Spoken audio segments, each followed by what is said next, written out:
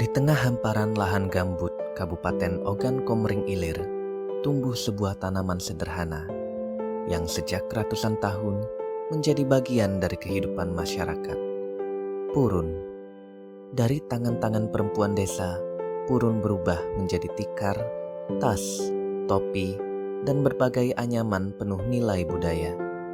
Namun di balik keindahan itu, tersimpan cerita tentang tantangan, ketekunan, dan harapan.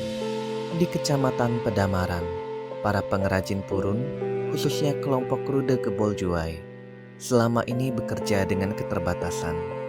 Proses pengeringan masih mengandalkan panas matahari.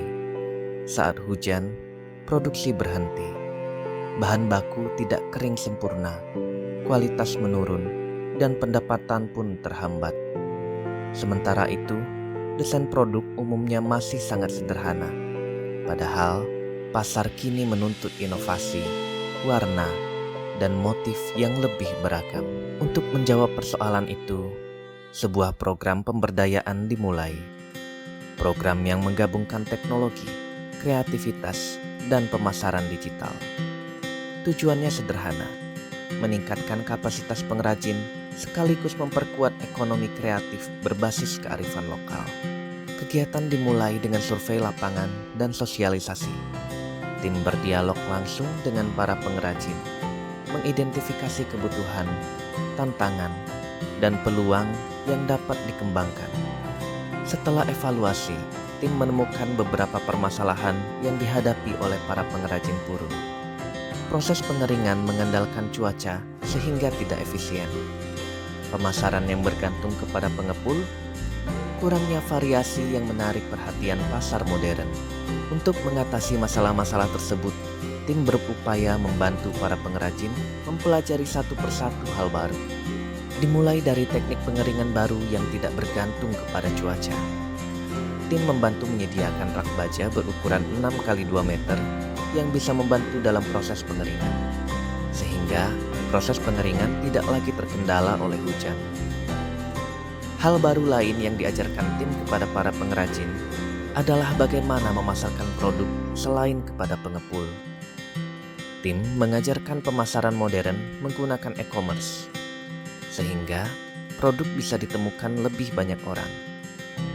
Dari hanya menjual pada pengepul lokal, kini mereka mulai belajar menghadapi pasar nasional. Inovasi berikutnya adalah pelatihan teknik decoupage, teknik menghias dengan tisu bermotif yang ditempelkan pada permukaan produk purun. Di tangan para pengrajin, motif bunga, daun, dan ilustrasi cantik mulai menghiasi kerajinan karya ibu-ibu Rude Geboljuai. Sekarang, produk-produk kerajinan ini sudah bisa menarik lebih banyak perhatian pasar dengan desain yang modern. Nah Ibu, setelah adanya pengabdian ini, kira-kira apa sih Bu harapannya untuk kedepannya, entah 1 tahun ke depan ataupun tahun ke depannya lagi? Harapan kami untuk tahun ke depan itu semoga pengabdian ini dapat berkembang dengan cepat sehingga kerajinan purun kami dapat termotivasi dan tersalurkan kepada tempat-tempat lain.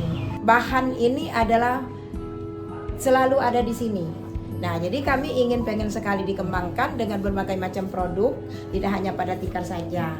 Semoga kami dengan adanya itu bantuan daripada anak-anak Unsri ini, kami dapat istilahnya itu memberikan contoh lagi kepada anak-anak kalangan muda supaya dapat berkreatif lebih baik lagi. Evaluasi menunjukkan perubahan signifikan. Pengetahuan meningkat, keterampilan bertambah, sikap dan motivasi kerja pun lebih positif. Tak hanya lebih kreatif, para pengrajin kini lebih percaya diri untuk berinovasi. Perubahan tidak selalu harus besar, cukup dimulai dari langkah kecil.